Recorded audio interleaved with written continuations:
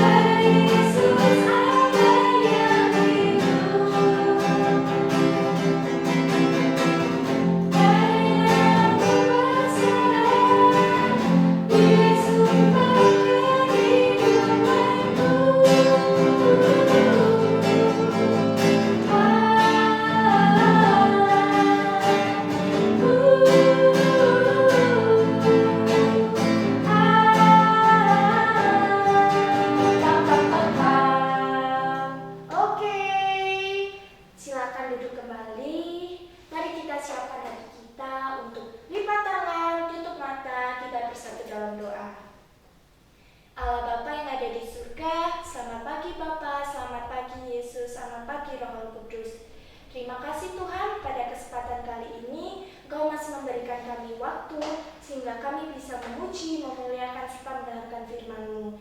Kiranya Tuhan berkati ibadah ini dari awal, pertengahan hingga akhir, sehingga kami dapat melaksanakannya di dalam kehidupan kami sehari-hari dan menjadi terang dan garam bagi orang di sekitar kami. Kami serahkan ibadah ini ke dalam tangan-Mu ya Tuhan. Hanya di dalam nama Tuhan Yesus Kristus kami telah selesai berdoa. Haleluya, amin. Nah, oke adik-adik, habis ini Kak Nindi undang adik-adik semuanya untuk bangkit berdiri lagi. Kita akan menyanyikan lagi sebuah lagu yang berjudul Allah Sanggup. Dengan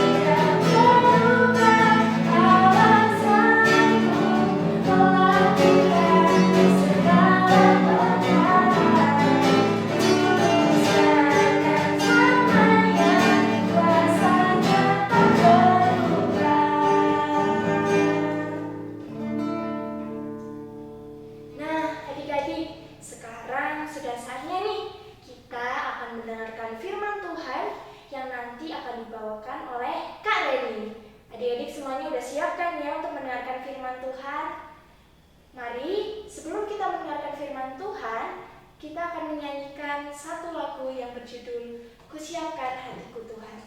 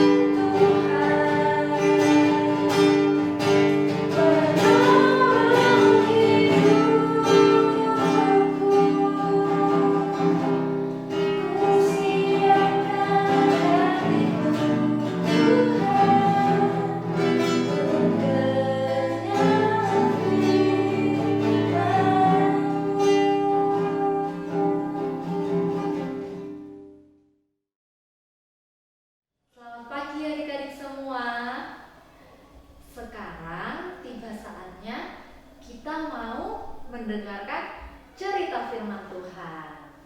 Sebelumnya, yuk disiapkan dulu Alkitabnya. Boleh juga disiapkan Alkitabnya. Kemudian bisa duduk yang tenang supaya kita bisa mendengarkan cerita firman Tuhan dengan baik. Petrus menyembuhkan Eneas. Kitab Kisah Para Rasul pasal 9 ayat 32-35. Suatu hari, Petrus berjalan keliling kota untuk memberitakan bahwa Yesus adalah Tuhan. Dan Petrus pergi ke kota Lida untuk bertemu dengan para jemaat di sana. Petrus melihat seorang yang sedang sakit berbaring di tempat tidur. Orang sakit itu bernama Eneas. Eneas menderita sakit lumpuh, tidak bisa berjalan. Eneas sudah berbaring di tempat tidur selama 8 tahun. Lalu tergeraklah hati Petrus oleh belas kasihan. Petrus berkata, "Eneas, Yesus Kristus menyembuhkan engkau." Petrus berkata, "Bangunlah dan bereskanlah tempat tidurmu." Lalu mujizat pun terjadi.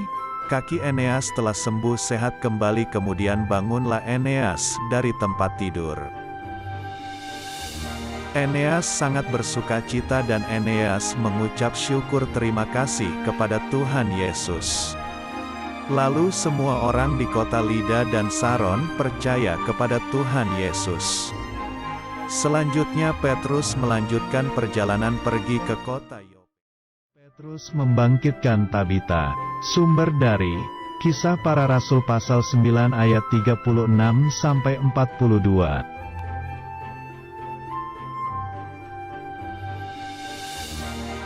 Di kota Yope, ada seorang perempuan murid Tuhan bernama Tabita atau Dorcas.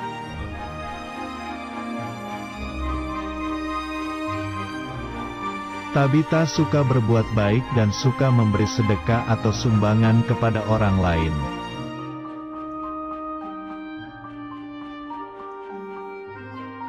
Tabita suka membuat pakaian dan dia berikan pada orang-orang yang membutuhkan.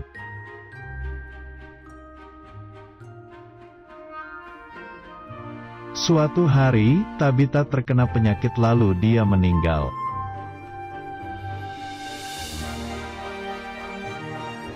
Mendengar kabar itu, semua orang merasa sedih dan menangis.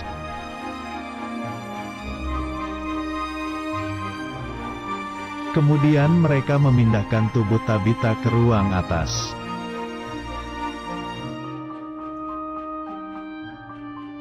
Lalu mereka mengirimkan 2 orang pergi untuk memanggil Petrus.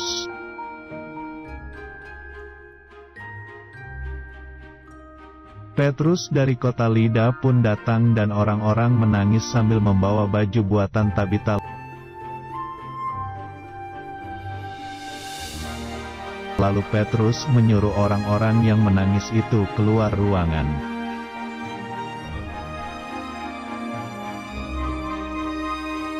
Petrus lalu berlutut dan berdoa kepada Tuhan.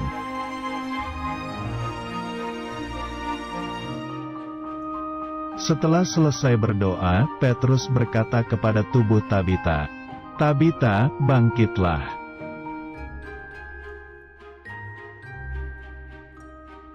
Tiba-tiba mata Tabita terbuka dan Petrus memegang tangannya membantu berdiri.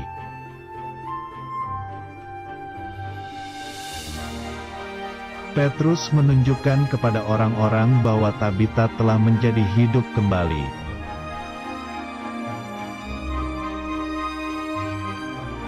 Peristiwa itu diketahui semua orang dan banyak orang menjadi percaya kepada Tuhan.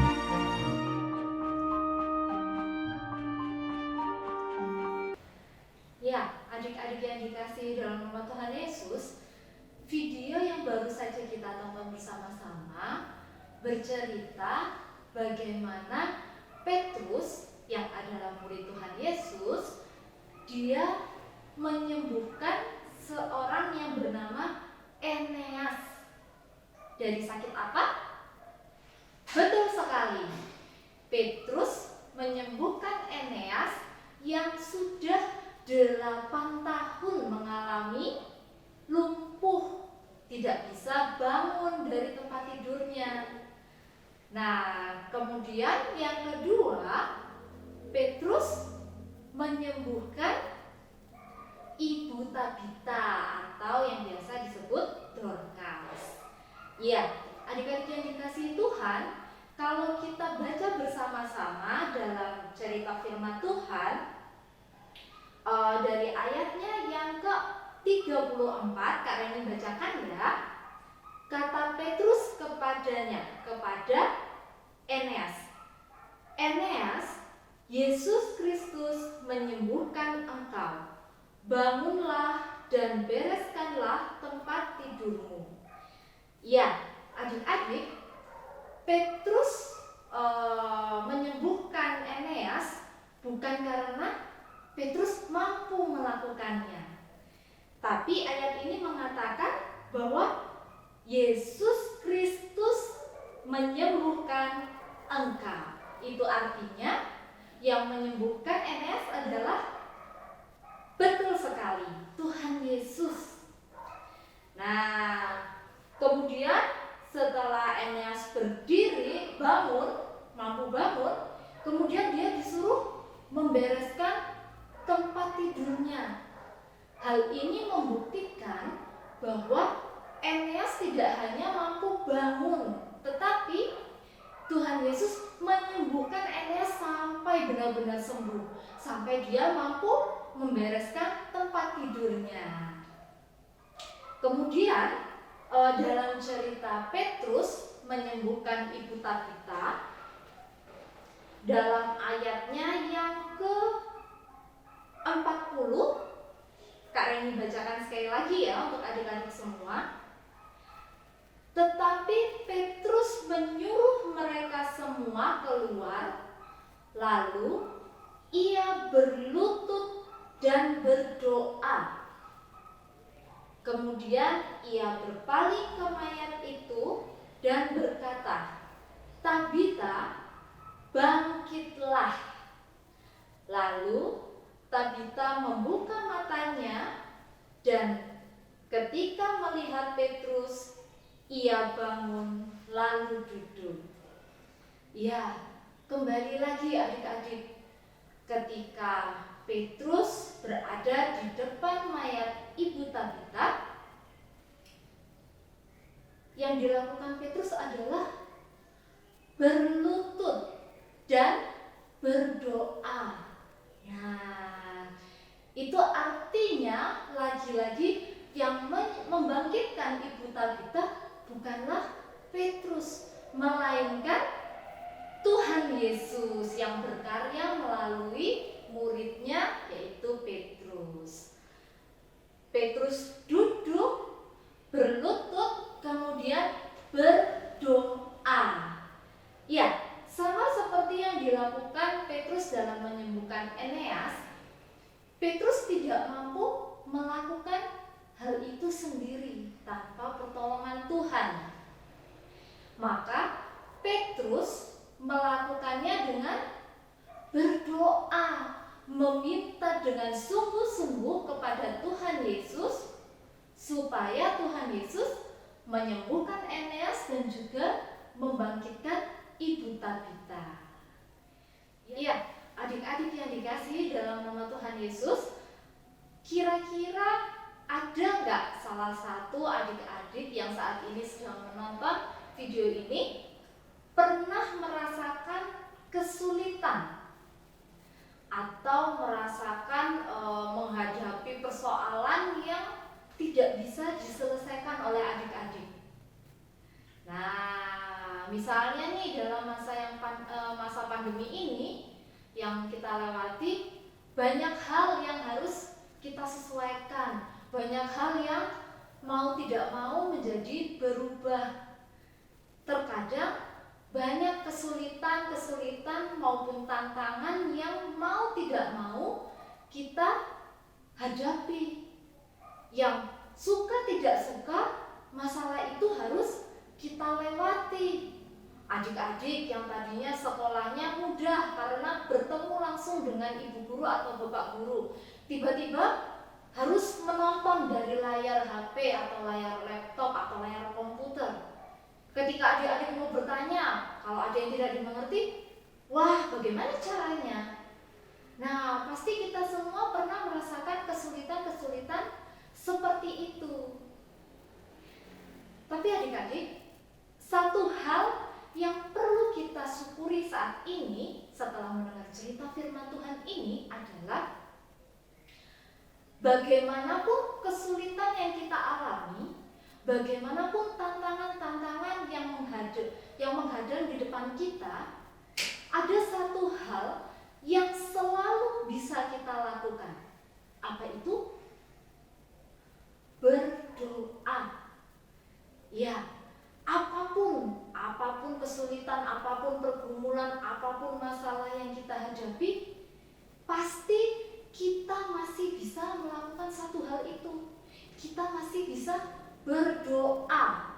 Nah, dengan berdoa kita bisa belajar bersungguh-sungguh untuk membawa seluruh pergumulan kita, membawa seluruh kesulitan-kesulitan yang kita alami ke hadapan Tuhan Yesus. Kita tidak mampu memikul semua kesulitan itu sendiri, tetapi kita bisa minta pertolongan dari Tuhan. Kita bisa berdoa kepada Tuhan untuk menolong kita. Tapi adik-adik, setiap doa yang kita naikkan hendaknya tidak hanya menjadi suatu kebiasaan saja, tidak menjadi suatu rutinitas saja, Tetapi hendaknya ketika kita datang kepada Tuhan melalui doa-doa kita sungguh-sungguh membawa hati kita, membawa pikiran kita, membawa pergumulan kita semuanya ke hadapan Tuhan.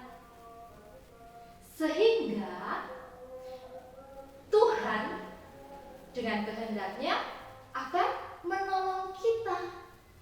Tuhan dengan cara-cara Tuhan akan menolong kita. Kita juga perlu berserah, sungguh-sungguh menyerahkan hati kita. Itu artinya apa? Setelah kita berdoa, kita tidak boleh lagi meragukan pertolongan Tuhan. Kita harus percaya atas pertolongan dari Tuhan. Oleh karena itu adik-adik, jangan pernah menyerah dalam doa-doa kita. Jangan pernah lelah dalam doa-doa kita. Jangan menjadikan doa kita sebagai rutinitas sehari-hari. Tetapi mari bersama-sama kita belajar berdoa. Kita belajar membawa pergumulan kita dan kita belajar menyerahkan seluruh hidup kita ke dalam tangan Tuhan. Dan jangan pernah lelah untuk percaya bahwa doa memiliki kuasa yang sangat besar jika kita sungguh-sungguh menaikkannya dalam iman dan percaya. Oke, siap semuanya? Jangan pernah capek untuk berdoa. Berdoa harus sungguh-sungguh dari hati kita menyerahkan dan berharap atas pertolongan Tuhan saja. Karena apa? Doa mampu merubah segala sesuatu. Doa mampu membalikkan keadaan yang tidak mungkin menjadi mungkin. Amin. Ya, adik-adik, demikian firman Tuhan pada pagi hari ini. Hendaklah kita sebagai anak-anak Tuhan, kita terus datang kepada Tuhan, terus membawa doa-doa kita kepada Tuhan dengan tidak jemu-jemu. Ya, sebagai aktivitas adik-adik semua minggu ini, Kak Reni mau adik-adik mendokumentasikan kegiatan berdoa adik-adik. Boleh berdoa saat makan, boleh berdoa saat berdoa bersama keluarga, boleh saat akan berpergian.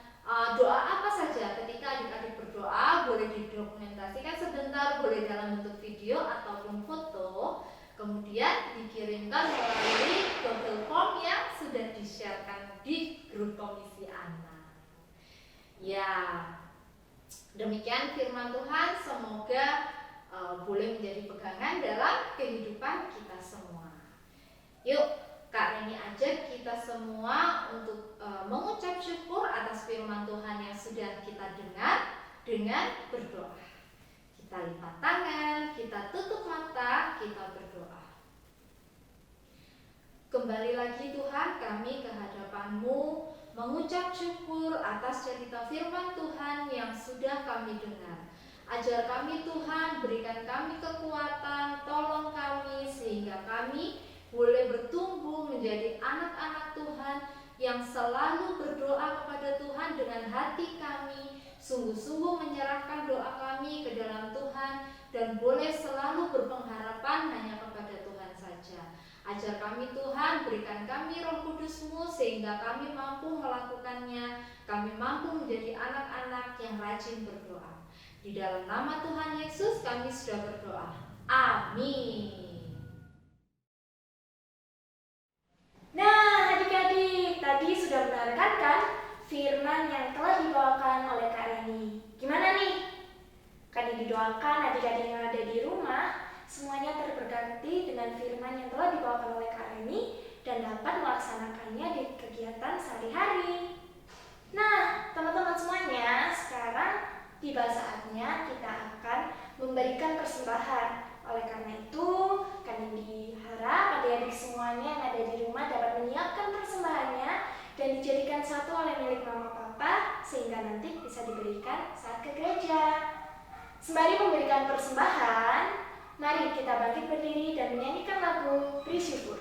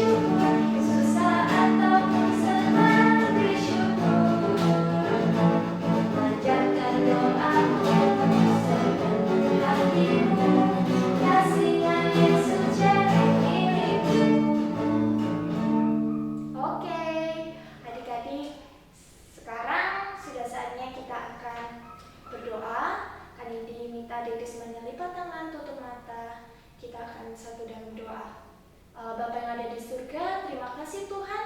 Sekarang kami telah sampai di penghujung ibadah kita pada kali ini. Kiranya Tuhan berkati. Terima kasih telah menyertai kami dari awal, pertengahan hingga akhir. Terima kasih juga Tuhan kami telah memberikan persembahan. Kiranya Tuhan berkati persembahan ini agar dapat dikelola dengan baik oleh gereja dan dapat menjadi berkat bagi seluruh orang di sekitar kita. Terima kasih Tuhan Yesus. Sekarang kami akan mengakhiri kegiatan kita pada pagi hari ini.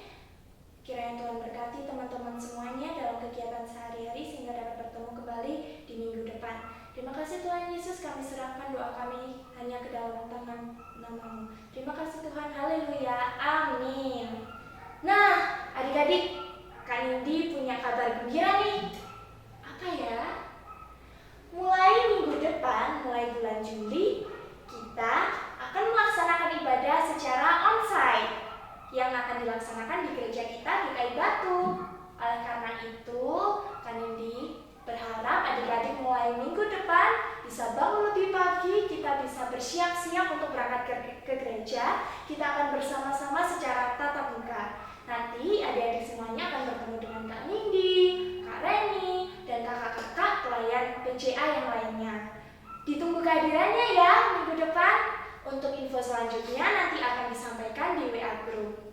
Terima kasih adik-adik untuk semuanya yang telah mengikuti ibadah kita pada kali ini dari awal, pertengahan hingga akhir. Kami ditutup ibadah kita dalam hari ini. Terima kasih semuanya. Tuhan Yesus memberkati. Dadah.